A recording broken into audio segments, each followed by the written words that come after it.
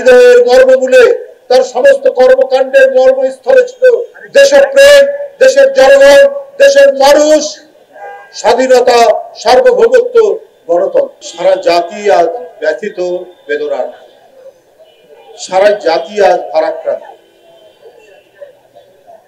আকাশে যেন কান্নার রোল, বাতাসে রোনাজারি।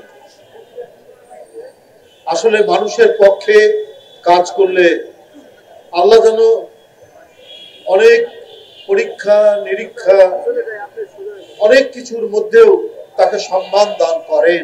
এটা দুনিয়াতে তার প্রমাণ দেখলাম। কি প্রবল প্রতিপত্তিশালী গত প্রধানমন্ত্রী, তার কথায় এক ঘাটে বাঘ এবং বকরিতে পানি খায়, এইরকম অবস্থা তৈরি করছে। মানুষের টাকা লুণ্ঠন করে, ব্যাংকের টাকা পাচার করে, এবং যখন যেটা মনে করেছে সেইটা তিনি করেছেন।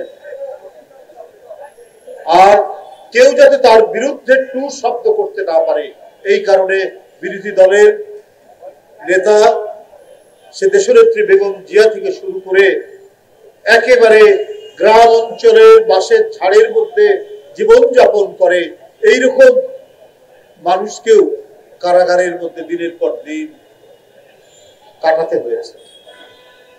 আল্লাহর অশেষ রহমত। আজকে দেখুন, শুধু বিএনপি নয়, বিএনপির যে অঙ্গ সংগঠন, যুবদল, ছাত্রদল, স্বেচ্ছাসেবক দল, সারা নয়, আজকে দল মত নির্বিশেষে সবাই আল্লাহ রাব্বুল আলামিনের কাছে মোনাজাত করছে দেশনেত্রী বেগম খালেদা জিয়ার সুস্থতা কামনায়। কি বুঝলেন ভাই? অনলি যেটাই চাই। এমনকি যারা বিএনপির অনেকেই সমালোচনা করতেন, তারা দেশনেত্রী বেগম খালেদা জিয়ার প্রতি গভীর শ্রদ্ধা প্রদর্শন করে তার দীর্ঘায়ু কামনা করছেন, সুস্থতা কামনা করছেন।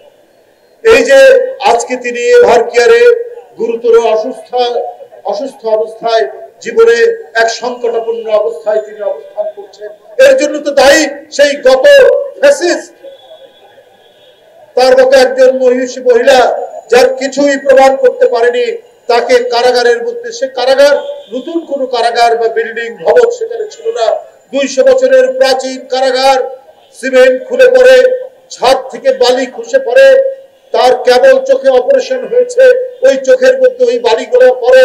নিপীড়ন নির্যাতনের কত মাত্রা, কত ভয়াবহ ডাইমেনশন আমরা সেদিন দেখেছি, যেটা বেগম জিয়ার উপর ঘটানো হয়েছিল সেই ফ্যাসিবাদী সরকার, হাসিনা সরকারের কাছ থেকে। নিজের চোখের সামনে নিজের সন্তানের লাশ তাকে কোলে নিতে হয়েছে, তার মাথা তার কোলের মধ্যে রাখতে হয়েছে।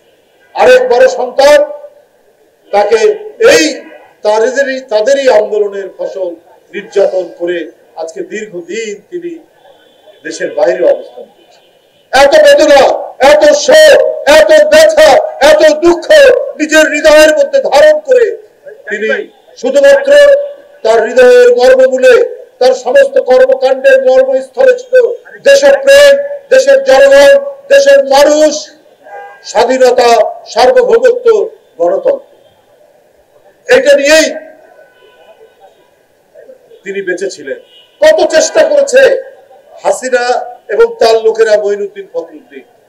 দেশের বাইরে চলে যান, সৌদি আরবে গিয়ে অত্যন্ত শান্তিতে থাকতে পারবেন, দেশের বাইরে যান না। সত্যিকারের যদি জনগণের এবং দেশপ্রেমিক মানুষ হয়, সে তো নিজের লোককে ছেড়ে যেতে পারে না।